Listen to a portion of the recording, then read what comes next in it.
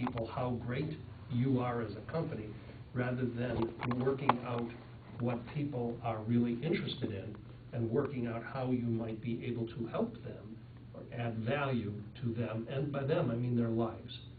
Not buy my car, it's a great car, but what can we do to make a better car? What would you like to see in a car? You know, what can we really, let's get together. And you can do this in a digital environment. The old model, the old paradigm is we make this car and you're going to like 85% of it. It's like right on. 15%, don't worry about it, but we've done it so because people across the board will enjoy it. This is a much more personal kind of thing. So number 4, who's on first? People is on first.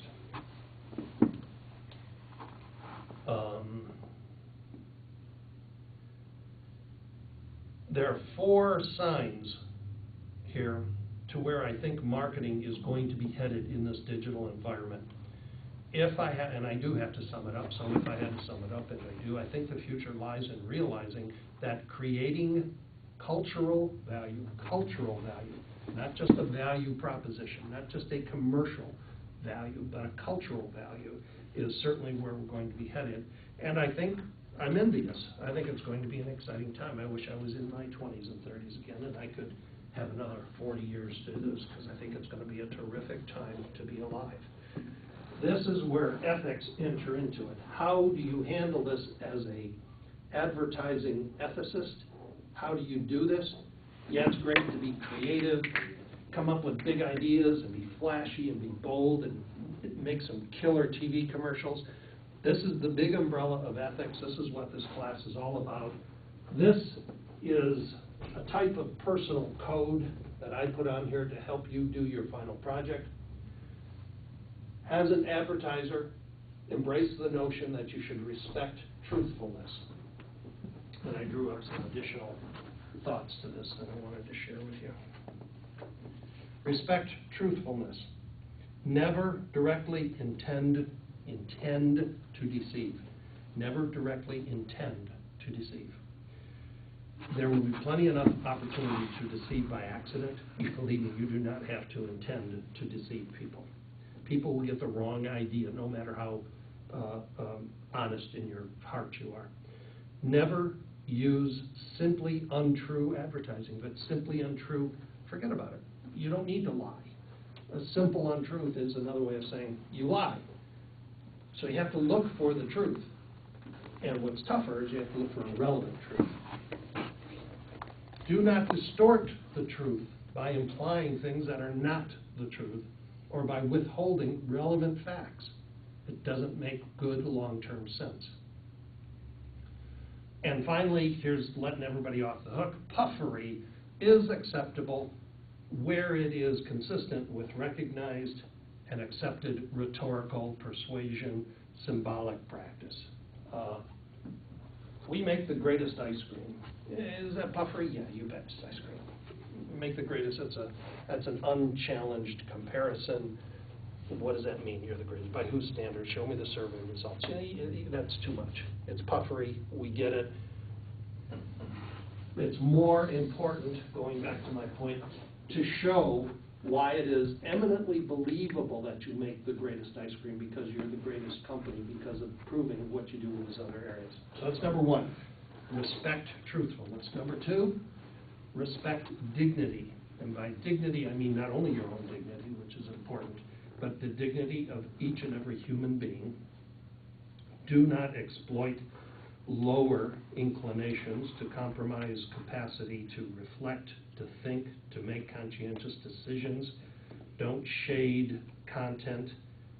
Do not, if you can avoid it, use appeals to base moral instincts like lust, vanity, envy, and greed, those kinds of human. Respect the dignity of human beings.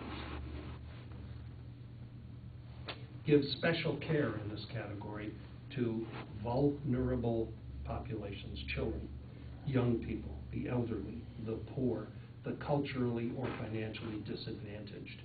Everybody deserves dignity, and for you to obliquely challenge that basic concept, for you to directly challenge that basic concept is unforgivable. For you to ignore that concept is a bad choice. This is bad ethics.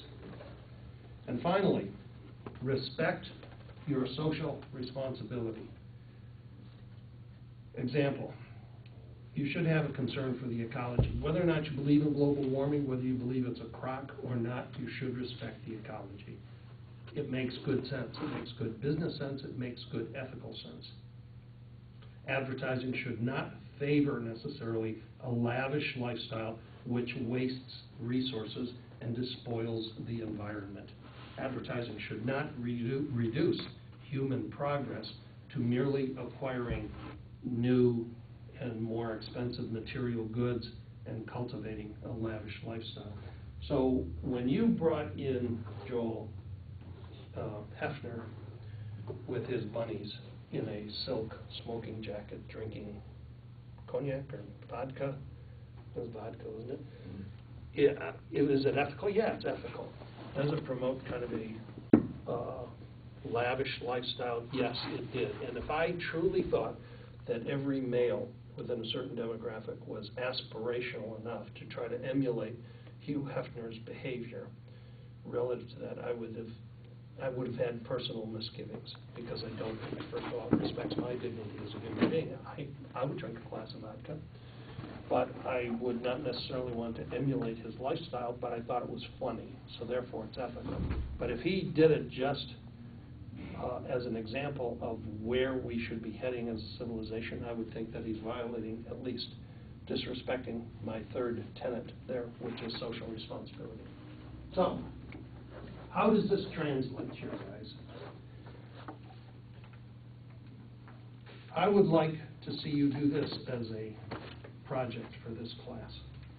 I'd like you to outline your thoughts as to why and how ethically questionable behavior communications is likely to flourish in a digital marketplace. Because I talked to you about virtual communities, but I could be an unscrupulous, unethical digital advertiser, and I could say, screw those people in Zambia. I don't know them.